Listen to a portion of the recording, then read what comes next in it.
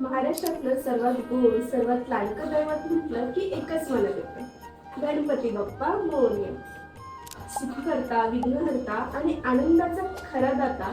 विवाह असो, घरात वास्तुशांती असो किंवा एखादं छोटंसं स्वप्न पूर्ण झाल्याचा आनंद असो, आपल्या जीवनातील प्रत्येक शुभ कार्याची सुरुवात ही बाप्पाच्या चरणी नतमस्तक होऊन होते.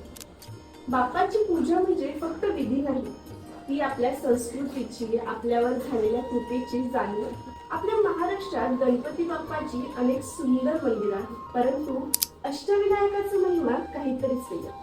बाप्पाचा भक्तीचा सर्वोच्च अनोखा आणि अद्भुत सोहळा म्हणजे अष्टविनायक येतात. 8 गणेश मंदिरं, 8 वेगवेगळ्या कथा, 8 ऐतिहासिक ठिकाणे आणि भक्तांच्या मनातील 8 वेगवेगळे गणेशाची रूपे. ही यात्रा सुरू होते ते मोरगावच्या मोरेश्वरापासून पुढे थेऊरचा चिंतामणी, सिद्धटेकचा सिद्धिविनायक, पालीचा बल्लाळेश्वर, महडचा वरदविनायक, ओझरचा विघ्नेश्वर, लेण्याद्रीचा गिरिजात्मज आणि अखेरचा रांजणगावचा महागणपती. हा प्रवास फक्त मंदिरांचा नाही, तर हा प्रवास म्हणजे भक्तीचा, इतिहासाचा आणि भावनेचा अद्वितीय संगम. म्हणूनच पुढील 8 दिवस सोशल चावडीवर आपण करणार आहोत अष्टविनायकांची डिजिटल यात्रा.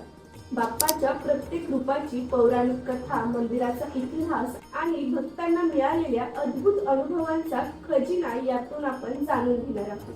तर तयार आहात ना माझ्यासोबत या भक्तीच्या सफरीला?